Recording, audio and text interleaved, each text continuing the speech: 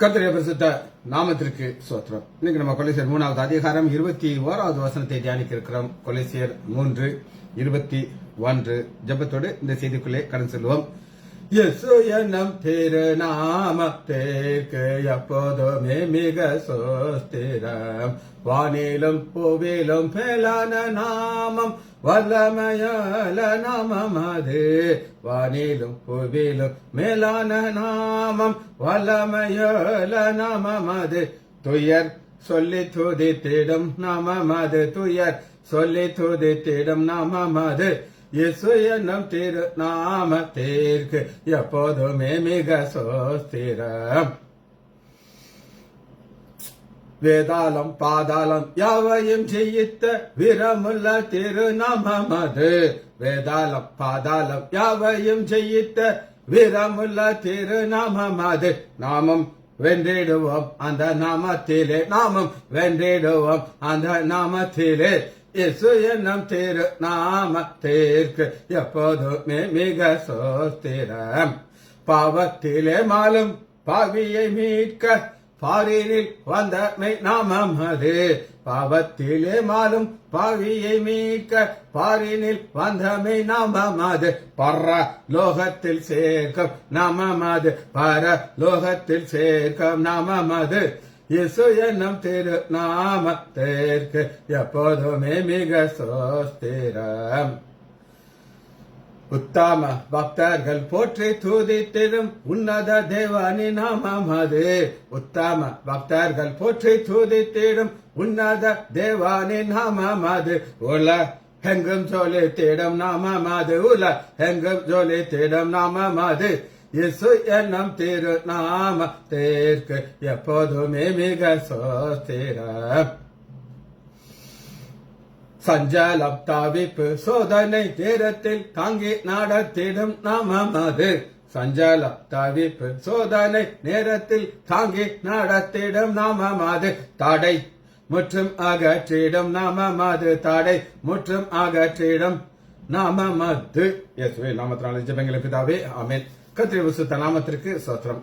மரியாள் praise lord, Leela praise lord, Balasundari praise lord, Arockiaraj brother praise lord, Stephen ஒரு அருமையான Bible teacher, எங்களுக்கு பல வகையில் உதவுகிறவர். கர்த்தர் நல்லவர், ஆசீர்வதிக்கிறார். கொலைசியர் 3வது அதிகாரம் 21வது வசனத்தை வாசிக்கிறோம். பிதாக்களே உங்கள் பிள்ளைகளை திடன் அற்று போகாதபடிக்கு. ஒவ்வொருத்தருடைய அட்வைஸ் பார்த்துக்கிட்டே வருகிறோம். ஃபர்ஸ்ட் இது யாரை நோக்கி போகுது அப்படின்னு கேட்டீங்கன்னா, மனைவி பண்டாசம். ஏன் மனைவியை நோக்கி போகுதுன்னா, அதுதான் அந்த குடும்பத்துல ஒரு அச்சாணி. சாமுவேலுடைய குடும்பத்துல மனைவியுடைய பேரை பார்க்க முடியாது, அம்மா இருந்தாங்கன்னா தெரியாது. ஆனா மனைவிகளே கர்த்தருக்கு ஏற்றபடி உங்கள் புருஷர்களுக்கு கீழ்ப்படியுங்கள். கஷ்டமான காரியம் செய்தால்தான் ஆசீர்வாதம் நல்லது. 19 புருஷர்களே உங்கள் மனைவிகளே அன்பு கூர்ந்து 20 பிள்ளைகளே உங்கள் பெற்றோருக்கு கீழ்ப்படியுங்கள். 21 பிதாக்களே. அப்ப மனைவி புருஷன் உடைய பொசிஷன் வர, இப்ப பிதாக்களே உங்கள் பிள்ளைகளை திடன் அற்று போகாதபடி அவளுக்கு கோபம் ஊற்றார்கள். இன்னைக்கு ஒரு பைபிள் ஸ்டடி மாதிரி இருக்காது, இது சைக்காலஜி ஒருத்தர் சொன்னதை நான் உங்களுக்கு கொடுக்கிறேன். அது மன தத்துவர்கள் எப்படி நம்ம குடும்பத்தை நடத்தணும்னு சொல்றாங்க. சரி, இதனுடைய பேரலல் வசனத்தை நம்ம பார்க்க போகிறோம். அது எபேசியர் 6வது அதிகாரம் 4வது வசனம். எபேசியர் 6:4. பிதாக்களே, அதே பிதாக்கள் தான் இங்கே பிதாக்களே, நீங்கள் உங்கள் பிள்ளைகளை கோபப்படுத்தாமலும், அதேதான் கர்த்தருக்கு ஏற்ற சிக்ஷையிலும் போதையிலும் இல்லை. இங்க பவுல் எபேசு சபைக்கு கொஞ்சம் ஒரு ஆழமா சொல்லிக்கிறார். என்ன சொல்றாரு அப்படின்னு கேட்டீங்கன்னா, கர்த்தருக்கு ஏற்ற சிக்ஷை. கர்த்தருக்கு ஏற்ற சிக்ஷை அப்படின்னா என்ன அர்த்தம்னா, ஆவிக்குரிய வாழ்க்கையில தான் ஒரு சிக்ஷை கொடுக்கணும், மற்றபடி உலகப்பரமான கர்த்தரை கிடையாது. ரைட். இதுல சில குறிப்புகள் நம்ம பார்க்க போயிடும். பெலன் அற்று போகாதபடிக்கு. பெலன் அற்று போகாதபடினா என்ன அப்படின்னு கேட்டீங்கன்னா, அப்பாக்கும் பிள்ளைக்கும் ஒரு ரிலேஷன்ஷிப் ரொம்ப மோசமா இருக்கும். இவன் சப்ஜெக்ட்ல ஃபெயில் ஆயிடுவான், அப்பா அடிப்பாருன்னு போய் சூசைட் பண்ணிடுவான். எத்தனை கேஸ் நான் பார்த்துருக்கேன். எங்க அப்பா எப்படி சொல்லுவாருன்னா, ஒரு எக்ஸாம்ல ஃபெயில் ஆயிட்டேன்னா எங்க அப்பா திட்டிருப்பார், தட்டி கொடுத்து சொல்லுவாரு, மதுரையில் ஒரு ஃபேமஸான ஒரு டாக்டர், பேர் சொல்ல மாட்டேன், அவரு ஏறக்குறைய MBBS 5 வருஷம் படிக்க வேண்டியதை 12 வருஷம் படிச்சாரு. அந்த அளவுக்கு பாஸ் ஆக முடியல, அவரால் கஷ்டப்பட்டு படிச்சு கடைசியில் மதுரை அந்த ஏரியா ஃபுல்லா அவரு டாமினேட் பண்ண ஆரம்பிச்சிட்டாரு. எங்க அப்பா என்ன சொல்லுவாரு, ஃபெயில் அதெல்லாம் ஒரு மேட்டரே கிடையாதுடா, நான் திறந்துட்டு போகிறேன், நான் நெகட்டிவா இது நான் செய்யக்கூடாதுங்கிறக்க எங்க அப்பா சொல்றாரு. அவரு பாரு அத்தனை ஃபெயில் ஆயிருக்காரு, இன்னைக்கு ரூல் பண்ணிட்டு இருக்காரு அப்படின்னு சொல்லுவாரு. அப்ப நம்மள என்கரேஜ் பண்றாரு. சரி, இப்ப பெல நட்டு போகாதபடிக்குங்கிறதுக்கு ஒரு இங்கிலீஷ் வார்த்தை எக்ஸப்பரேட் அப்படின்னு ஒரு EXA SPERATA எக்ஸ்பரேட். அது எக்ஸ்பரேட்ன்றதுனா அப்படியே கேஸ் எல்லாம் போய் அது வர ரிசல்ட் வர ஒரே ஜாலியா ஆடிட்டு, ஆனா எக்ஸ்பரேட்னா எல்லாம் போயிடுச்சு. எக்ஸ்பரேட்டுக்கு ஒரு கிரேக்க வார்த்தை என்ன கொடுத்திருக்காங்க அப்படின்னு கேட்டீங்கன்னா எரோத்திசோ. ERE எரோ, THIZO முன்னடிக்கும், ERETHIZO. இது என்னன்னா லூசிங் த ஹார்ட். வழக்கம் அது எங்க வரும் அப்படின்னு கேட்டீங்கன்னா காதல் தோல்வியில வரும். நான் கிண்டலா சில பசங்களை கேட்பேன், இந்த டாய் வச்சிருப்பாங்களே ரொம்ப சோகமா இருப்பான், ஏப்பா இது காதல் தோல்வியில வச்சிருக்கியா இல்லைன்னா ஸ்டைலுக்கு வச்சிருக்கேன்? ஸ்டைலுக்கு தான் சார் வச்சிருக்கேன் அப்படின்னு சொல்லுவேன். நான் எதுக்காக இதெல்லாம் சொல்றேன் அப்படின்னு கேட்டீங்கன்னா, ஒரு தோல்விங்கிறது எப்ப வரும் அப்படின்னு கேட்டீங்கன்னா நம்ம எதிர்பார்த்தது நடக்காததுனால வரும். அதனால நான் பார்க்கணும். சரி, இப்ப ஒரு 10 குறிப்புகள் நான் உங்களுக்கு சொல்லிக் கொடுக்க போறேன். இப்ப ஒரு சில பிள்ளைகள் அப்பதான் கல்யாணம் ஆயிருக்கு, அவங்க ஆண்டவர் ஒரு குழந்தைய கொடுப்பாரு, நாங்க விசுவாசிக்கிறோம். அந்த பிள்ளைய வளர்க்கறதுக்கு இந்த 10 பாயிண்ட், நாங்கெல்லாம் எங்க குழந்தைய வளர்த்து முடிச்சுட்டு பேர பிள்ளைய வந்துட்டாங்க, எங்க பொறுப்பெல்லாம் முடிஞ்சிருச்சு. சரி, குறிப்பு நம்பர் 1, ஓவர் ப்ரொடெக்ஷன். அதிகமாக அந்த பிள்ளைய பொத்தி வைக்கிறது. அந்த பொத்தி வைக்கிறதுனால அது என்ன நடக்கும்னா அந்த பிள்ளைக்கு ஒரு செல்ஃப் கான்பிடன்ட் போயிடும். நான் எப்பவுமே என் வாழ்க்கையில நாங்க நடந்ததை எனக்கு ஞாபகம் இருக்கு. அதை விட பேருங்க வளர்றத நான் கண்ணால பார்த்திருக்கேன். ஒரு தடவை ஒரு ஏணி, ஜேடன் சின்ன பையன் பொடியை விட்டு கொண்டா இருக்கான், அவன் அந்த ஏரியில ஏறான், என் மக கண்டுக்கிடாம இருக்க, என்னமா விழுந்துட மாட்டான். அவன் எப்பா நீங்க கேர்ஃபுல்லா பாருங்கப்பா, காலை எவ்வளவு தூரத்துக்கு கேர்ஃபுல்லா அந்த காலை தூக்கி அப்படி தொட்டு பார்த்துக்கிட்டு வைக்கிறான் பாருங்க. அடுத்து அந்த ஏறும்போது அந்த காலை பாருங்க அவ்வளவு கிளீனா பார்த்து ஒரு வார்த்தை ஜேடா நீ விழுந்துருவான்னு சொல்ல மாட்டேங்க. எனக்கு ஆச்சரியமாச்சு. இந்த ஓவர் ப்ரொடெக்ஷனை நான் கிட்டே அதை பண்ணிக்கிட்டேன். அப்படியே விழுந்த தாத்தா அவனை பிடிச்சுக்கிட்டு. அது அன்பு. அந்த அன்புனால என்ன நடக்கும்னா ஓவர் ப்ரொடெக்ஷனா மாறிடுது. பிறகு பிள்ளைக்கு தன் நம்பிக்கை வராது, என்னால மேல ஏற முடியாது, தாத்தா இருந்தா தான் என்னால ஏற முடியும்ன்றது. அதனால ஃபர்ஸ்ட் குறிப்புனா ஓவர் கான்பிடன்ட், ஓவர் ப்ரொடெக்ஷன். சரி, அந்த இது என்ன நடக்கும் அப்படின்னா அந்த பிள்ளை முடிவெடுக்கிறத தடை பண்ணும். என்ன செய்தாலும் எங்க அப்பா இருக்கும், எங்க அம்மா இருக்கும். என்னுடைய தகப்பன் சில காரியங்களா சொல்லுவார், நீ செய்ய அப்பா பாத்துக்கிறேன்டா அப்படின்னு. அந்த ஒரு சர்ஜரி பண்ணும்போது ஒரு காரியத்தில் அவர் சொல்லுவார், நீ இதை பண்ணு, நீ ப்ரொசீட் பண்ணு. அது ஒரு உதாரணத்துக்கு நான் சொல்றேன். நான் MBBS முடிச்சுட்டு ஆர்த்தோ முடிச்சுட்டு, இப்போ எங்க அப்பாவுக்கு ஆர்த்தோ சர்ஜரி டெக்ஸ்ட் புக் தெரியாது. நான் என்னுடைய டெக்ஸ்ட் புக்கை கொண்டாந்து அப்பா இதான்ப்பா சர்ஜரிட்டு, எங்க அப்பா இந்த கண்ணாடி போட்டுக்குவாரு, ஒரு பேப்பர் இருப்பாரு, 10 பாயிண்ட் எழுதுவார், டக்கு டக்கு டக்கு டக்குன்னு. இது எங்க வரா, இதான் இன்செஷன், இதான் இன்செஷன், இதுல எந்த ஸ்ட்ரக்சர் இருக்குது, நம்ம போனாலும் அது போன போயிடலாம் அப்படின்னு சொல்லி. இதே இது மற்றவங்க என்ன சொல்லுவாங்கன்னா செய்யாதுங்க. சரி, அதுக்கு ஒரு உதாரணம் சொல்றேன். நம்ம ஊர்ல ஒரு டாக்டர், அப்பா டாக்டர், மகனும் டாக்டர். அப்பா காலையில சாயங்காலம் ஒரு 6 மணிக்கு ஒரு வாக்கிங் போயிடுவாங்க. போயிட்டு வரும்போது பேஷண்ட்ஸ் காத்துக்கிட்டு இருப்பாங்க. மகன் பேஷண்ட்டை பார்க்க கூடாது. ஏன்னா அவர் சொல்லுவாரு, உனக்கு என்ன ஊசி போடணும்னு தெரியாது, அதனால நீ போட்டு சிக்கல் ஆறாது, நான் அப்பா வந்ததுக்கு அப்புறம் பாத்துக்கிட்டு. இவருக்கு உட்கார்ந்துகிட்டே இருப்பார். இவரால் எந்த டிசிஷன் எடுக்க முடியாது.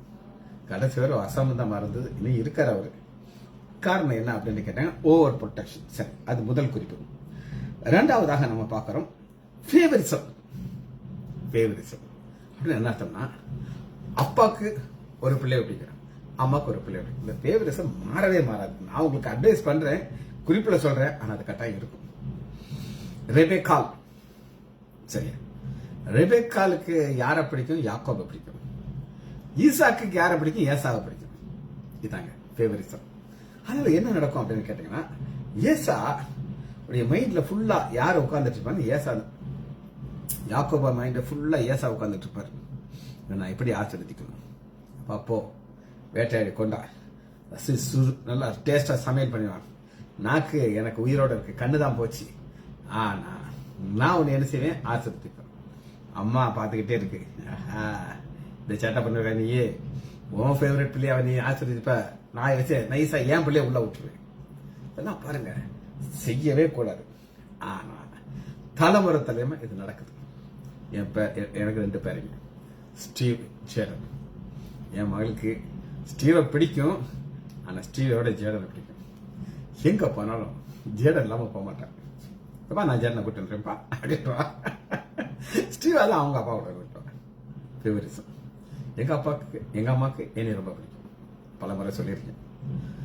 என் தம்பியை பிடிக்குமா? பிடிக்கும், ஆனா என்னை தான் ரொம்ப பிடிக்கும். அண்ணனை பிடிக்குமா? பிடிக்கும், ஆனா என்னை தான் பிடிக்கும்.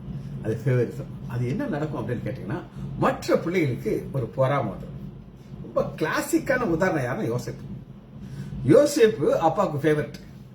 ஃபேவரட்னால சும்மா இருப்பாரா? இருக்க மாட்டார். ஒரு பல வாரணம் அங்கேயே மாட்டி விட்டுருவாரு. அவன் அதை போட்டுக்கிட்டு ஸ்டைலா இங்க நடக்க மத்த அண்ணன் மரக்கெல்லாம் போக விடுவாங்க. இந்த சட்டையை பண்ணிட்டு இருக்க சிக்குவ கொன்னே விடுவோம் பாத்துக்கோ.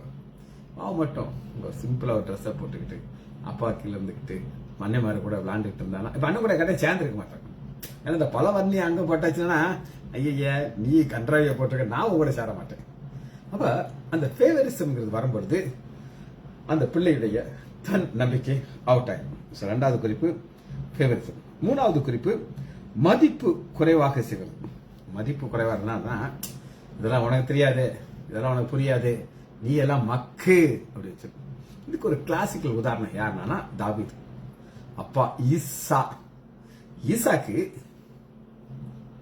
சாலமன் வர்றார், சாமுவேல் வர்றார். சாமுவேல் வந்தோடனே கேக்குறாங்க, நீங்க வர்றது சமாதானத்துக்கு தானங்க, சண்டைக்கு வரலையங்க அப்படின்னு சொல்லி. அவன் சமாதானத்துக்கு தான்.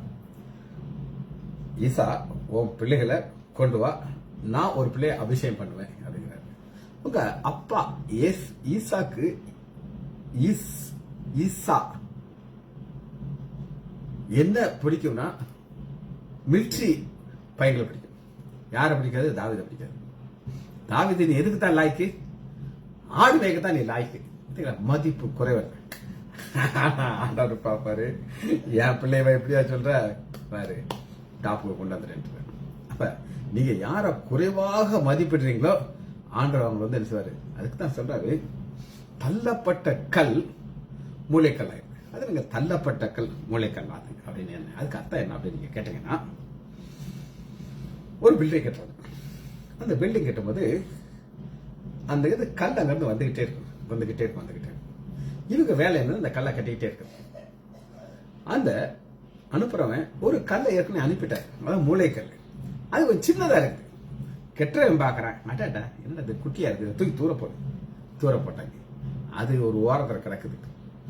இப்ப மூளைக்கல் வைக்கிற ஸ்டேஜ்ல வரும்போது ஆள் போறாங்க, ஐயா எல்லா கல்லும் வந்துச்சு, மூளைக்கல் வரலையா? அதுங்க என்னது வரலையா? முதைய கொடுத்துட்டேன், தேடி பாரு, அங்கதான் கிடக்கும், சின்ன சைஸா இருக்கு. சின்ன அதாங்க, ஆமா சின்ன சைஸா இருந்தா மூளைக்கல்ல பா. இவங்க போனாங்க, அது ஒரு ஓரத்துல கிடக்குது. ஓரம் அது எடுத்து கிளவி பார்த்து வச்சா கரெக்டா ஃபிட் ஆகுது. எல்லாரும் தள்ளி விட்டுருவாங்க. இந்த தள்ளி விட்ட தாவீத ஆண்டவர் மூளைக்கல்லை யூஸ் பண்றாங்க. அவங்க கண்ணுக்கு அந்த இடத்துல மதிப்பு தெரியாது. சரி, இது 3வது குறிப்பு, மதிப்பு குறைவாக இடை ஏற்படுறது. 4வது ஒரு கோல் செட் பண்ணி கொடுக்குறாங்க. அந்த கோல் செட் பண்ணி கொடுக்க அந்த மாதிரி தவறு உலகத்தில் எதுவுமே கிடையாது. ஏன் அப்படின்னு கேட்டீங்கன்னா, ஒவ்வொரு பிள்ளைகளால ஒரு முடியும், ஒரு சிலதெல்லாம் முடியாது. இப்ப என்னுடைய தகப்பானார் முதல்ல சொல்ற, நீ டாக்டரா தான் ஆகணும் அப்படின்னு சொல்லி. எனக்கு அதுக்குரிய கேலிபர் கிடையாது, கெப்பாசிட்டி கிடையாது. அப்ப அவர் ஒரு உதாரணம் சொல்லுவாரு. என்ன சொல்லுவாருன்னா, அரே அப்பாட்ட கல்லா கிடையாது. கல்லானா உங்களுக்கு தெரியுமா? நீங்க அண்டன் பேக்கரியில போய் ரொட்டி வாங்க போனீங்கன்னா, அங்க முந்தி ரிச்சர்ட் ஒருத்தர் உட்காந்து ஓனர், அவன் ரூபாய் கொடுப்பான், 10 ரூபாய் கொடுப்பான். 5 போக 10 அப்படின்னா 10 ரூபா கொடுத்துருக்கேன், 5 போக மீதியை கொடுக்கணும். அதான் அவங்க கோடு. அவர் 10 ரூபாய் வாங்குவாரு, பாப்பாரு, உள்ள போட்டுட்டு 5 ரூபா எடுத்து கொடுப்பாரு. கல்லாக்குள்ள ரூபா விழுந்துகிட்டே இருக்கும். எங்க அப்பா சொல்றாரு, அப்படி நம்மகிட்ட கல்லா கிடையாதா, நீ படிச்சு டாக்டர் ஆகினா தான் கோல் ஃபிக்ஸ் பண்ணிடுவாரு. ஆனா ஆண்டோடைய கிருபை என்னை டாக்டர் ஆக்கிடுச்சு. ஆனா நினைற கோல் மாறி. ஆர்த்தோபெடிக் சர்ஜரி டிபார்ட்மெண்ட்ல லாப்ராஸ்கோப் அப்படின்னு ஒண்ணு இருக்குதுங்க. லாப்ராஸ்கோப் என்னன்னா ஒரு கீஹோல் முழங்காலுக்குள்ள போய் முழங்கால் ஜோபா கரெக்ட் பண்றதுக்கு டேவிட் ராஜன் இன்னைக்கு ரொம்ப சாப்பா இருக்கு. கோயம்புத்தூர்ல நம்பர் 1 டாக்டர். அவருக்கு ஈக்குவலா இன்னும் யாரும் கிடையாது. ஒரு தடவை நான் வீட்டுக்கு போயிருக்கேன், என் பேஷண்ட கூட கூட்டிட்டு இருக்கேன். டாக்டர் முத்துவரஜனை அவர் வீட்டுக்கு கூட்டு போனார். அப்ப ஒரு பெரிய ஏரோப்ளைன் மேல தொங்கிட்டு இருக்கு. அவர் ரொம்ப க்ளோஸ் இல்லாதனால கொஞ்சம் குவாய்ட்டா இருக்கேன் நான். இந்த ஏரோப்ளைன் தொங்கிட்டு இருக்கு. கேட்டீங்களா ஏரோப்ளைன்? ஆமா, என் மூத்த பையன் பைலட் ஆகணும். வயசு அவனுக்கு 12 வயசு. ஆனா மைண்ட்ல பிக்ஸ் பண்ணிட்டான். முதவே சொல்லிட்டு அங்க பாருப்பா, என்னைய ஒன்னே மாதிரி டாக்டர் ஆகணும் எதிர்பார்க்காத, எனக்கு பிளைன்ல போகணும், பறக்கணும், அந்த பைலட் ட்ரெஸ் போடணும், இங்கெல்லாம் இந்த இது வைக்கணும், அதான் என்னுடைய ட்ரெஸ், இதுதான் என்னுடைய எய்ம். அப்ப இவர் கம்ப்ளீட்டா விட்டார். சரி, உனக்கு ஆசையா? அப்போ கோல் செட் பண்ண அனுமதி கொடுத்துட்டார். அப்புறம் என்னாச்சு எனக்கு தெரியாது, எனக்கு அவருக்கு கான்டாக்ட் கிடையாது. சரி, இந்த கோல்டுல ஒரு நபரை குறித்து நான் கேள்விப்பட்டேன். ஒரு பையனை ஐஏஎஸ் ஆபீசர் ஆகணும்னு பிக்ஸ் பண்ணிட்டாரு. நீ ஐஏஎஸ் ஆபீசரை தான் ஆகணும், வேற எதுக்குமே நீ போகக்கூடாது.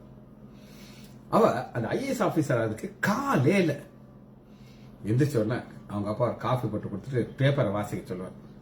அவன் பேப்பரை வாசிக்கணும், அவனுக்கு பிடிக்குதோ பிடிக்கலையோ வாசிச்சு அது ஏதாவது கரெக்ஷன் செய்யறதுனால அவர் கரெக்ட் பண்ணுவாரு, அது முடிச்சிடணும். எப்பனாலும் அது கேள்வி கேட்பாரு. அப்புறம் பல ட்ரைனிங் அனுப்பிட்டு இருப்பார். இவன் ஒரு நாள் அப்பாவுக்கு தெரியாம கொஞ்சம் போல ஒரு பீர் குடிக்கிறத பார்த்தார். கூப்பிட்டு அடி அடி அடின்னு அடிக்கிறார் அவனை. ஏண்டா நான் ஐஏஎஸ் ஆஃபுக்குன்னு நீ சாராயத்தை குடிச்சு கிடக்கிறது. கடைசியில் நடந்தது என்னன்னா, தாங்க முடியாம ஒரு நாள் அவன் அப்பாவை கொண்டு விட்டான். Guilt is father. ஏன் எனக்கு நான் ஐஏஎஸ் ஆஃபீஸ் நான் சொன்னேன்னா, நீ உனத்தானே இருக்கு, என்னை ஐஏஎஸ் சொல்லி சொல்லி அதை கிறுக்காகிட்ட அப்படின்னு சொல்லி. அப்ப பாருங்க, பிக்சிங் எ கோல்.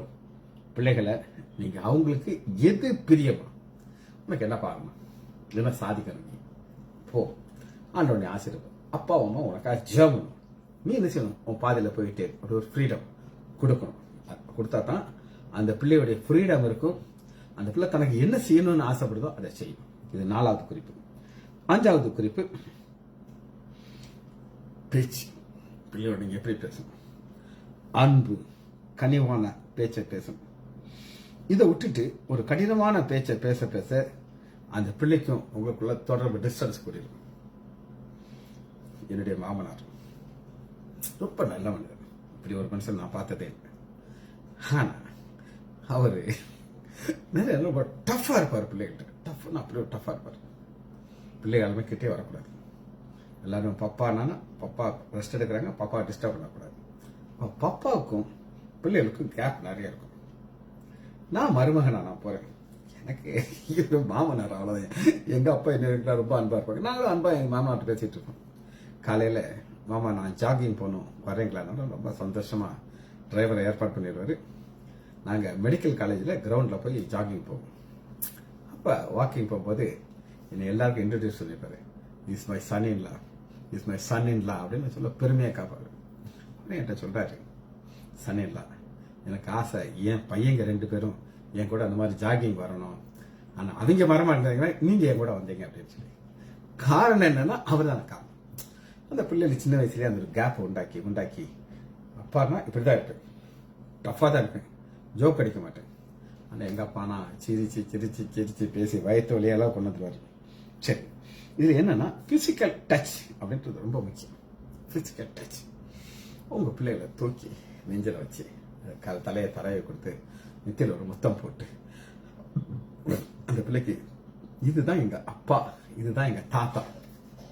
என் பிள்ளைய நான் ரொம்ப அன்பா வளர்த்தேன். இன்னைக்கு அவ சொல்ல அப்பா நானா, அதுக்கு அப்பா தான். அவளுக்கு எந்த மெசேஜ் கொடுத்தாலும் அப்பாவை குறித்து ஒரு வார்த்தை சொல்லாம இருக்க மாட்டான். அந்த அளவுக்கு அன்பு என் மேல இருந்துச்சு. பேர பசங்க என் மேல அவ்வளவு அன்பா இருப்பாங்க. ஒரு பைபாஸ் சர்ஜரி நடந்துச்சு 10 வருஷத்துக்கு முன்னாடி. அப்புறம் நான் படுத்திருக்கேன். இவன் ஸ்டீவ் குட்டி பை 10 வருஷம் அவன் ஏன் மேல படுத்து கிடக்குறான். மாப்பிள்ள பார்த்துட்டு, என்ன மாமன் மேல படுத்து கிடக்குற? இல்லப்பா, எனக்கு இங்கதான் நல்லா வசதியா இருக்கு. அவரு இப்பதான் நெஞ்ச பிளந்து திறந்திருக்கு, மூடி இருக்கு, மேல படுத்து கிடக்குறான்னு. இதுதான் க்ளோஸ்னஸ். இந்த க்ளோஸ்னஸ் உங்களுக்கு வேணாம். சாஃப்ட் வேர்ட்ஸ் எவ்வளவு அன்பான வார்த்தையில நீங்க சொல்றீங்களோ அந்த அளவுக்கு ஒரு ஆசீர்வாதம் கிடைக்கும். அடுத்து என்ன குறிப்புனா, 6வது குறிப்பு, தேவைகளை கொடுக்க மாட்டார்கள், அது ஏமாற்றத்தை கொடுக்கும். தேவைகள் எல்லாருக்கும் ஒரு தேவை இருக்கும். சின்ன பிள்ளைங்க அது விளையாடுறதுக்கு சில காரியங்கள் இருக்கும். அது மற்ற பிள்ளைகள்லாம் விளையாடுவாங்க, கேட்கும். ஒரு எல்லா பிள்ளைகளும் ஒரு மாதிரி பேக் போட்டிருக்கும், எனக்கும் அந்த மாதிரி வேணும் கேட்கும். அப்ப நம்ம அதை வாங்கி கொடுத்து தான் ஆகணும். எதனால நம்ம கட்டாயம் வாங்கி கொடுக்கணும் அப்படின்னு கேட்டீங்கன்னா, அந்த பிள்ளையுடைய எதிர்பார்ப்பு. ஆரம்பத்தில் நமக்கு பணத்துக்கு கஷ்டம் இருக்கும், இல்லைன்னு நான் சொல்ல மாட்டேன். வாங்கி கொடுக்கறத கடினம் இருக்கும், டிஃபிகல்ட்டி இருக்கும். ஆனா ஒரு யூனிஃபார்ம் எல்லாமே பிள்ளைகளை எதிர்பார்ப்ப நம்ம சந்திக்கணும். சந்திச்சானா அந்த பிள்ளை என்ன செய்யணும், ஹாப்பியா இருக்கும். என்னுடைய சொந்தக்கார ஒருத்தர், இப்ப அவருக்கு வயசாயிடுச்சு. அவருக்கு 4 பிள்ளைகள். 4 பிள்ளைகள்கிட்ட ரொம்ப கடினமா இருப்பாரு. ரொம்ப கடினம்னா, நைட்ல அந்த பிள்ளை படிச்சுட்டு இருக்கும், வருவாரு, என்ன கரண்ட்டுக்கு பிடிச்ச அளவா சுவிட்ச் ஆஃப் பண்ணிட்டு போயிடுவார். அதுக்கப்புறம் 2வது அந்த பிள்ளை சுவிட்ச் போட்டு படிச்சேன்னா விளாசிடுவார். அந்த பிள்ளைக்கு ஒரு பேசிக்கா படிக்க கூட என்ன கிடையாது. இத்தனைக்கு இவர் டாக்டர். என்ன நீ நைட்ல என்ன நீ என்னன்னாலும் அந்த பிள்ளைய பிடிச்ச ஒரு அமுக்கு அந்த கடினமான வார்த்தை யூஸ் பண்றதுனால இப்ப என்ன நடக்குதுன்னு கேட்டீங்கன்னா, இவர் வருவாரு, பிள்ளை யாரும் கிட்ட வர மாட்டாங்க. சொல்றாரு, நான் ஏன் தான் வீட்டுக்கு வரேனோ அப்படின்னு நான் நினைக்கிறேன்னு சொல்லி அந்த பிள்ளைகிட்ட கடினமான வார்த்தை சொல்லி, ஒரு கரண்ட் லைட் கூட போடக்கூடாது நீ. அப்படி இருக்கும்போது அந்த வாழ்க்கையோட ஏமாற்றம் இந்த வயசாகும் போது அது அஃபெக்ட் ஆகும். சரியா? ரைட். இது 6வது குறிப்பு. 7வது பார்ப்போம். Lack of understanding. Lack of understanding அப்படின்னா புரிந்து கொள்ள முடியாது. இதுக்கு இங்கிலீஷ்ல ஒரு வார்த்தை சொல்லுவாங்க, அது என்ன அப்படின்னு கேட்டீங்கன்னா, ஜெனரேஷன் கேப். இந்த ஜெனரேஷன் கேப்ல நமக்கு சில காரியங்கள் புரியாது. ஒரு தடவை என் மக மெப்கால படிச்சுக்கிட்டு இருக்காங்க. எனக்கு கம்ப்யூட்டர்னா 0 நாலேஜ். இப்போ ஓரளவு தெரியும் எனக்கு. நான் ஒரு நாள் என் மகிட்ட கேட்கறேன், அப்பாவுக்கு கம்ப்யூட்டர் சொல்லிக் கொடுமா அப்படின்னு. எப்பா அது உங்களுக்கு புரியாதுப்பா. உங்களுக்கு புரியாது. ஆமா, கட்டாயம் எனக்கு இப்படி புரியும். அவங்க ஃபுல்லா மேக்ஸ் போட்டுக்கிட்டு இருப்பாங்க, என்னென்னமோ கால்குலேஷன் போட்டுட்டு இருப்பாங்க. ஆனா ஒரு நாள் ஆண்டவர் எனக்கு ஒரு வாசலை திறந்து கொடுத்தான். சாம் காந்தி பிரதர். அப்ப நான் பேக்ரவுண்ட் எல்லாம் வேற மாதிரி இருக்கும். போட்டு ஒரு கம்ப்யூட்டர் போட்டு அவர் அந்த ஒரு சாஃப்ட்வேர் போட்டு சொல்லி கொடுத்தாரு. அது புரிஞ்சது கஷ்டப்பட்டு. ஆனா அவர் ஒரு சின்ன பிள்ளைக்கு சொல்லிக் கொடுக்குறாப்புல ஒவ்வொரு ஸ்டெப்பா சொல்லிக் கொடுப்பாரு. சொல்லிக் கொடுத்து கடைசியில இப்ப நான் பேசுறேன், இப்ப பேக்ரவுண்ட் பிக்ஸ் ஆகா இருப்பாரு. எங்க முந்தி பழைய இதெல்லாம் பாத்தீங்கன்னா பேக்ரவுண்ட் மாதிரி இருக்கும், ஒரு நீர்வீழ்ச்சி இருக்கும், அதுக்கு முன்னாடி நான் உட்காந்து மெசேஜ் கொடுத்துட்டு இருக்கேன், இந்த மாதிரி இருக்கும். அப்ப என் மக ஒரே வார்த்தையில் என்ன சொல்லிட்டா, உங்களுக்கு புரியாது பண்ணிட்டேன். ஆனா நான் என் பிள்ளைகிட்ட போய் சண்டைக்கெல்லாம் போறேன். அது அழகா நான் புரிஞ்சு போட ஆரம்பிச்சிட்டேன். ஒரு நாள் எங்க அண்ணன் சொல்றாரு, இதே கம்ப்யூட்டர்லயே ரொம்ப கஷ்டமானதை நீ கத்துக்கிட்டேன்னு சொல்லி நான் என் மகிட்ட போய் சண்டை போடுறதை விட்டுக்கிட்டு ஏற்ற நேரம் வரும்போது ஆண்டவர் அனுப்புகிறேன். அதெல்லாம் டிராப் அவுட் ஆயிடுச்சுன்னு வச்சுக்கோங்களேன். பட் அதனுடைய ஒரு நாலேஜ் எனக்கு தெரியும், எப்படி அதை போடுறது, எப்படி அதை ஆன் பண்றது தெரியும். இது எதுக்காக நான் சொல்றேன் அப்படின்னு கேட்டீங்கன்னா, நம்மளுடைய லேக் ஆஃப் அண்டர்ஸ்டாண்டிங். ஏன் மகன் மேல நான் கோவப்பட்டுக்கிட்டு நான் கேட்டு இந்த பிள்ளை சொல்ல மாட்டேன்ப்பா. அப்புறம் ஒரு நாள் என்கிட்ட அவ சொல்றான், எப்பா பென் டிரைவ் அப்படின்னு ஒன்று இருக்குப்பா அப்படின்ட்டு. என்னமா அப்படின்னா என்ன அர்த்தம்ப்பா அப்படின்னு கேட்டேன். எப்பா இமூட்டு கொண்டா இருக்குப்பா, அதுக்குள்ள நீங்க எத்தனை புக்ஸ் எல்லாம் உள்ள போடுறேன். நான் நினைச்சேன் நம்மள கிண்டல் அடிக்கிறாள் அந்த பிள்ளை. தெரியாது, ஒண்ணுமே தெரியாது, பட்டு காட்டான். இப்ப பென்ட்ரைவ் ஏகப்பட்டு நானே வச்சிருக்கேன், அது வேற கதை. பென்ட்ரைவ்ல எவ்வளவு நாள் எத்தனை பாட்டுனாலும் போட்டுக்கலாம்ப்பா, எப்பனாலும் அதை கேட்கலாம் பாட்டு. ஆனா அன்னைக்கு எனக்கு புரியல, அந்த டைம் வரும் எனக்கு புரியும். சரி, இது 7வது குறிப்பு. 8வது குறிப்பு கிரிட்டிசிசம். அது என்ன அப்படின்னு கேட்டீங்கன்னா, ஒரு கேலி செய்த உடனே அதை ஒரு பெரிய ஒரு காரியமா எடுத்துக்கிறது. இது என்னன்றத நான் கொஞ்சம் விளக்கமா சொல்றேன். உங்க பிள்ளைய யாரும் கிண்டல் பண்ணிட்டாங்க, அந்த பிள்ளை சொல்லுது, எப்பா என்னை இப்படி சொல்லிட்டாங்கப்பா, கிண்டல் அடிச்சிட்டாங்கப்பா. கோவம் நேரம் அங்க போய் வாத்தியாரை பார்த்து, என் பிள்ளைய நீங்க கிண்டல் அடிச்சீங்களாம்ல, அந்த பையன் கேள்வி பண்ணானாம்ல, அவன சண்டை போட்டோம்னா வாத்தியார் என்ன செய்வார் எங்க காலத்துல, இப்ப எனக்கு தெரியாது. மாப்பிள்ளை பெஞ்சு அப்படின்னு ஒரு பெஞ்சு இருக்கு கடைசி, அந்த பெஞ்சில உட்கார வச்சிருவார். கிரிட்டிசிசம் கேட்டுட்டு வாயை பொத்திட்டு இருந்தா அந்த பிள்ளைக்கு அதான் மேல வந்துடும். கடைசி பெஞ்சில உட்கார வச்சுட்டு கேள்வி கேட்க மாட்டார். நீ மாப்பிள்ளை மாதிரி அங்க இருந்துக்கோ, உனக்கு எனக்கு என்ன கிடையாது, சம்பந்தம் கிடையாது. இப்போ இந்த கிரிட்டிசிசம்ங்கிறது ரொம்ப ரொம்ப ரொம்ப முக்கியம். யாராவது உங்க பிள்ளை உங்கள்கிட்ட வந்து என்ன இப்படி சொன்னாங்க அப்படின்னு கேட்டீங்கன்னா, பாப்பா அப்படியே கரெக்ட் ஆயிருமா, இதுமா அட்ஜஸ்ட், நீங்க அங்க போய் தலையை போடப்படும். இது 8வது குறிப்பு. 9வது குறிப்பு நெக்லெக்டட். அதாவது பிள்ளையை கொடுத்த சரியான அறிவு உங்களுக்கு இருக்காது. நெக்லெக்டட். பிள்ளை படிக்குதா தெரியாது, எந்த ஸ்கூல்ல படிக்குது தெரியாது. ஒரு முறை எங்க அப்பா ரொம்ப பிஸியா இருப்பார். எங்களுடைய படிப்பு பிறகு மெடிக்கல் ரொம்ப கையில கிரிப்ல எடுத்துக்கிட்டாரு. 4 5 படிப்பு அவருக்கு ஒண்ணுமே தெரியாது. எங்க சொந்தக்காரங்க வந்திருந்தாங்க. அப்ப என்னை பார்த்துட்டு சொல்றாரு, ஏன் 4 படிக்கிறான், அப்ப நான் 5. எப்ப நான் 5 படிக்கிறேன், 5 வச்சுட்டே ஆச்சாரி பாப்பா. அவருக்கு 4க்கும் 5க்கும் ஜாஸ்தி வித்தியாசம் கிடையாது. ஆனா அன்னைக்கு வந்து பாத்தீங்கன்னா அது ஒரு பெருசா நினைக்கல. ஆனா இன்னைக்கு நான் அந்த பிள்ளை என்ன நினைப்பேன் தெரியுமா, இப்ப இன்னைக்கு இருக்கிற நிலைமையில அம்மா இந்த பிள்ளைய எவ்வளவு தூரத்துக்கு படிக்க வைக்கணும்னு எனக்கு தெரியும். ஃபர்ஸ்ட் ஸ்டாண்டர்ட் படிக்கிறான் ஸ்டீவ், ஃபர்ஸ்ட் ஸ்டாண்டர்ட் படிக்கிறான். இவ்வளவு பெரிய பேப்பரை தூக்கிட்டாப்பா என் மகன். அதுல ஒரு 6 7 பக்கம் இவன் எழுதியிருக்கா. அந்த ஃபில்லர் த பிளாங்க்ஸ் மட்டும் இருக்கு. இவன் அந்த ஃபில்லர் மட்டும் எழுதிட்டே இருப்பான், அதை மட்டும் ஃபில்லப் பண்ணிட்டே இருப்பான். சொல்றான், இப்ப எனக்கு கையெல்லாம் வலிக்குதுப்பா, 4 பேஜ் இது எழுதி முடிச்சோன்னா அடுத்து இன்னொன்னு பண்ணி கொடுக்கணும். இப்படி எழுதி எழுதி எழுதி அவனுக்கு வேலை 1 செகண்ட், இவனுக்கு வேலை 1/2 மணி நேரம். இதுக்காக சொல்றேன்னா நெக்லிஜென்ஸ். அந்த நெக்லிஜென்ஸ் இல்லாம இன்னைக்கும் நான் சொல்லுவேன், நான் ஒரு பையன் ரேங்க் வாங்குறான்னா ஒன்னும் அம்மா இல்ல அப்பா யாரோ அந்த பிள்ளைக்கு சொல்லி கொடுத்துருக்காங்க. சொல்லி கொடுத்து அந்த பிள்ளைய அவ்வளவு தூரத்துக்கு ட்ரெயின், அவனுக்கு ஒரு சின்ன ஒரு கிஃப்ட் கொடுக்கணும் அப்படின்னு சொல்லி. சரி, அது இருக்கட்டும். இந்த நெக்லிக்டர்ல என்ன ஆகும்னா அந்த பிள்ளைகளுக்கு என்ன இருக்கும் அப்படின்னு கேட்டீங்கன்னா, ஒரு அன்ஒர்தி அப்படின்னு நெக்லெக்டட் சொல்றேன், அன்ஒர்தி இருக்கும். நான் இப்ப ஸ்விம்மிங் போறேன், ஒரு குட்டி பையன் இருக்கான், இவ்வளவுதான் இருக்கான். ஆனா அவங்க அப்பா அவனுக்கு கொடுக்குற ட்ரைனிங் எல்லாம் பாத்தீங்கன்னா நம்மளாம் மண்டை காய்ஞ்சிடும். அவர் ஒரு போன்ல ஸ்டாப் வாட்ச் வச்சிருப்பாரு. அவர்கிட்ட சொல்றாரு, தம்பி நேற்று நீ இதை வந்து இந்த டிஸ்டன்ஸை 12 செகண்ட்ல முடிச்ச, ஆனா அது இன்னும் குறையணும், 10 செகண்டுக்கு வரணும், அதான் நீ காம்படிஷன் ஜெயிப்ப. மறுபடியும் போடா. குட்டி பையன் இவ்வளவு கொண்டா இருப்பான், மறுபடியும் ஜம்ப் பண்ணுவான், டங் டங் டங் டங் டங் டங் டங் நடிப்பான், வந்து நிற்பான். அப்பா அவன் மேல எவ்வளவு ஒரு கரிசனையா இருந்து அந்த நேரத்தை கூட்டு வந்து அவனுக்கு ஜூஸ் வச்சிருப்பாரு. 2 தடவை மட்டும் தம்பி ஜூஸ் குட்டிடா கொடுத்து, அப்படி ஒரு கரிசனை அந்த பிள்ளை மேல. இது ஒரு வகையில நல்லது. சரி, அது 9வது. 10வது என்ன நினைச்சேன், ஒரு பர்ஃபெக்ஷன். அந்த பர்ஃபெக்ஷன்ங்கிறது என்ன அப்படின்னு கேட்டீங்கன்னா, ஒரு பையனுக்கு ஒரு உரிமை இருக்காது. உதாரணத்துக்கு எங்க சொந்தக்கார பையன் இருக்காங்க, அவரு ஷூ கேட்டானா லேஸ் வந்து அப்படி டைட்டா கரெக்டா கட்டுவார், இந்த டிஸ்டன்ஸ். ஆனா ஒரு பையன் என்ன செய்வான் அப்படின்னு கேட்டீங்கன்னா, காலை உள்ள விட்டுருவான். அந்த காலை உள்ள விட்டு பாதி கால் வெளியில இருக்கு, பாதி கால உள்ள இருக்கும். இவர் ஷூ போட்டிருக்காங்கன்னா அப்படியே நல்லா பாலிஷ் எல்லாம் போட்டு சொல்றாரு, எனக்கு பிறந்த பிள்ளை எப்படி இருக்கு பாருங்க. அவன் காது கேட்க சொல்றாரு, அவனுக்கு இப்படித்தான். அப்ப அந்த பெர்ஃபெக்ஷன் நம்ம எதிர்பார்க்காம இருந்தா தான் ஆண்டவர் வந்து நம்முடைய பாதையில் கொண்டு போவாங்க. இன்னைக்கு முந்தி 2003 நான் டை கட்டிட்டு போனேன். ஆனா இப்ப டையெல்லாம் தூர தூக்கி போட்டாச்சு. ஆனா எங்க அப்பா எங்கிட்ட ஸ்ட்ரிக்டா சொல்லுவார், அப்பா இறந்துச்சாரு, அதனால டையெல்லாம் தூக்கி போட்டாச்சு. சொல்லுவார், நீ ஹாஸ்பிட்டல் வரும்போது பேண்ட்டை டக் பண்ணாம வரக்கூடாது, சட்டையை வெளியே போடக்கூடாது. 2வது டை கட்டிடணும், டை இல்லாம நீ ஹாஸ்பிட்டலுக்கு வரக்கூடாது. நான் அங்க வந்து யாரு டாக்டர்னு சொல்லி தேடக்கூடாது. அண்ணே மாத்திரம் கேட்டுக்கோங்க, அந்த டையை ஃபாலோ பண்றோம். நாங்கெல்லாம் இந்த கட்டுகள் இருந்து தூரத்துக்கு போட்டாச்சு. சரி, இப்ப நம்ம பார்த்தாச்சு. இப்ப அதுல செகண்ட் செக்ஷன் நம்ம பார்க்க போறோம். செகண்ட் செக்ஷன் எதுலன்னா, எபேசியர் 6வது அதிகாரம்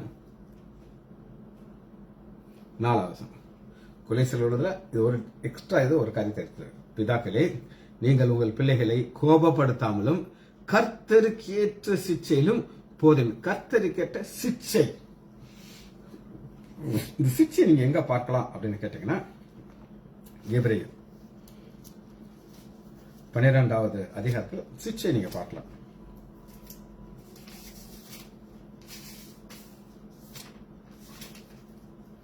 எபிரேயர் 12வது அதிகாரம் 5:12. அன்றியும் என் மகனே, கர்த்தருடைய சிக்ஷையை அற்பமாக எண்ணாதே, அவரால் கடிந்து கொள்ளும்போது சோர்ந்து போகாது. கர்த்தருடைய சிக்ஷை. இப்ப சிக்ஷை மனுஷன் கொடுக்கணுமா, கர்த்தர் கொடுக்கணுமா? இதுதான் பிரச்சனை. அது எப்ப அந்த பிள்ளையை கட்டிக்கணும் உங்களுக்கு தெரியும். ஆனா அந்த சிக்ஷை எதுக்காக ஆண்டவர் கொடுக்கிறார் அப்படின்னு நீங்க கேட்டீங்கன்னா, எபிரேயர் 12வது அதிகாரம் 1 அன்றைய நம்முடைய சரீரத்தின் தகப்பனார் நம்மை சிக்ஷிக்கும் போது அவருக்கு அஞ்சி நடந்ததும் நம் பிழைக்கத்தக்கதாக ஆவிகளின் பிதகு அதிகமாக நடக்கும். அவர் நம்முடைய பிரயோஜனத்துக்காக சிக்ஷிக்கிறார். நாம் அவருடைய பரிசுத்தத்திலே பங்கு கொள்றதுக்காக சிக்ஷிக்கிறார். சரி, இந்த வசனத்தை ஆவியானவர் எங்க இருந்து எடுத்து எழுதியிருக்கிறார் பார்க்க போறோம். எங்க இருந்து எடுத்திருக்கிறார் வாசிப்போமா? நீதிமொழிகள்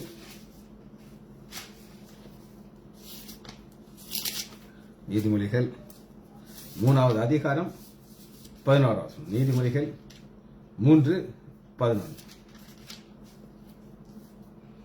என் மகனே, நீ கர்த்தருடைய சிக்ஷையை அற்பமாக எண்ணாதே, அவர்கள் கடிந்து போகும் சோர்ந்து போகாது. ஆவியானவர் இங்கிருந்து பவுல் மூலமாக எடுத்து சரியா? இவர் இது என்ன அப்படின்றத நம்ம புரிஞ்சுக்கிட்டா தான் சிக்ஷை நமக்கு புரியும். ரைட். முதல் வசனத்தை வாசம். என் மகனே, என் போதகத்தை மறவாது. போதகம், இந்த போதகத்தை நம்ம மறக்காம இருக்கணும் அப்படின்னு சொல்றாதான் இந்த சிக்ஷையை கொடுக்கிறார். என்னைக்கு நீங்க இந்த போதகத்தை மறக்கிறீங்களோ தவறான பாதைக்கு போயிருவீங்க. தவறான பாதைக்கு சிக்ஷை கிடைக்கும். உன் இருதயம் என் கட்டளைகளை காக்க. உன் இருதயம், அந்த இருதயத்துக்குள்ள ஒரு ப்ரொடெக்ஷன் இருக்கணும். நானும் என் மனைவி இந்த டாபிக்கை பேசிட்டு இருக்கோம். அப்ப நான் சொன்னேன், ஏமா அங்க பாரு, இப்ப நம்ம பேசிட்டு இருக்கோம், காஃபி குடிக்கிறோம். என்னுடைய கண்கள் ஃபுல்லா எங்க இருக்கும் அப்படின்னு கேட்டீங்கன்னா, அந்த எட்டாவது ஒரு 10 நிமிஷத்துக்கு முன்னாடியே நான் குளிக்க போயிருவேன்.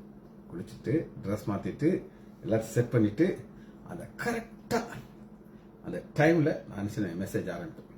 அந்த நேரத்தில் என் மைண்ட்ல வேற எதுவுமே கிடையாது. அதான் அந்த இருதயத்தை நம்ம பாதுகாக்கிறது. அப்படி பாதுகாக்கும் போது என்ன இருக்குன்னா, அவைகள் நீடித்த ஆயுளையும், நேற்று நம்ம பார்த்தோம், தாய் தகப்பன கனவு பண்ணும்போது நீடித்த நாட்கள் உங்களுக்கு கிடைக்கணும்னு சொன்னேன் உங்களுக்கு. ஆனா அடிஷனலா என்னன்னா, சிக்ஷையில வருது முதல் காரியம் என்னன்னா, நீடித்த நாட்களையும் தீர்க்காசையும் சமாதானத்தையும் பெருக பண்ணும். நீ இதை செய்தா அது பெருகும். 3வது, கிருபையும் சத்தியம் உன்னை விட்டு விலகாத. கிருபையும் சத்தியங்கிறது ஆண்டவராக இயேசு கிறிஸ்து. அவைகள் உன் கழுத்திலே பூண்டு அவைகளை உன் இருதயத்தின் பலகைகளை எழுதிக்கொள். இருதயத்தின் பலகைகளை என்ன இருக்குங்கதான் கேள்வி. இப்ப நான் சொன்ன குறிப்பு இது எங்க இருக்கும் அப்படின்னு கேட்டீங்கன்னா, பேஸ்புக்ல இருக்கும், யூடியூப்ல இருக்கும்.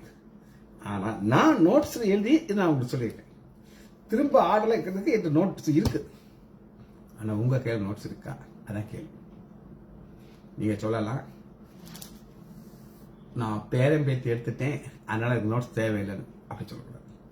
நாளைக்கு உங்க பேரன் அந்த பேத்தி உங்கள்கிட்ட இந்த ஒரு குறிப்பு கேட்டா, இந்த பாப்பா 10 பேஜ் 10 பாயிண்ட் உங்களுக்கு எக்ஸ்பிளைன் பண்ணி சொன்னீங்கன்னா அந்த வழி உங்களை பொறுத்து ஒரு பெரிய ஒரு சந்தோஷம். அதை எழுதி வைக்கணும்.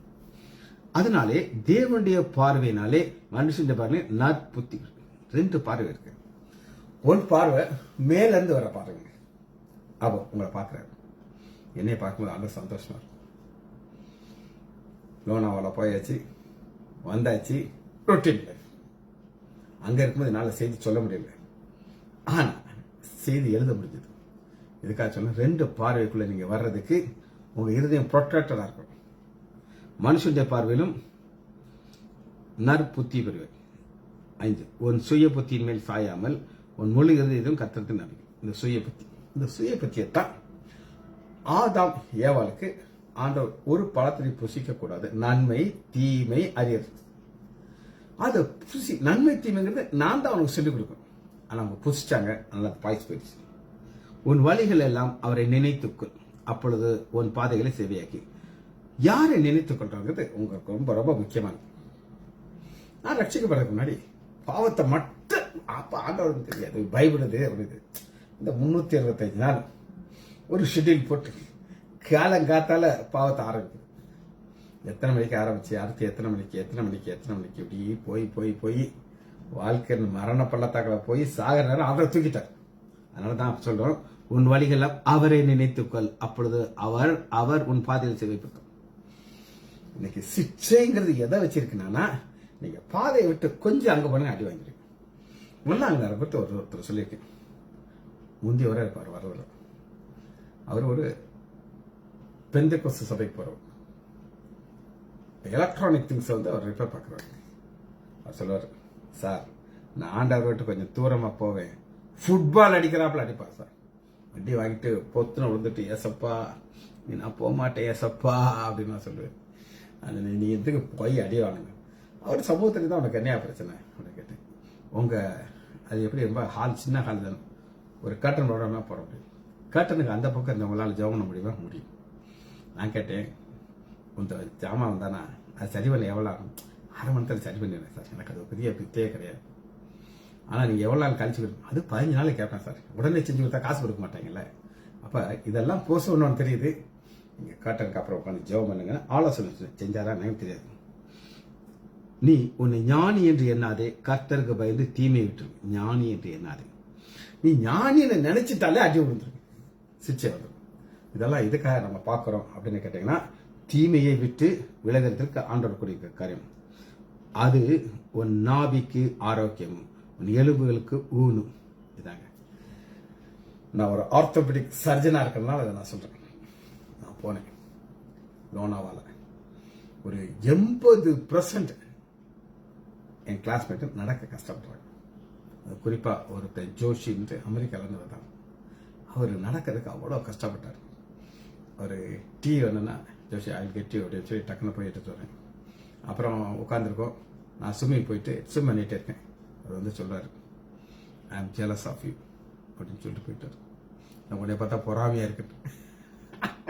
எல்லாருக்கும் அவரை பார்த்து பொறாமப்படுறாங்க, ஆனால் அவர் என்னைய பார்த்து பொறாமப்படுறாங்க. காரணம் என்ன அப்படின்னு கேட்டீங்கன்னா, ஆரோக்கியம், உன் எலும்புக்கு ஊனுக்கும் ஆரோக்கியம்.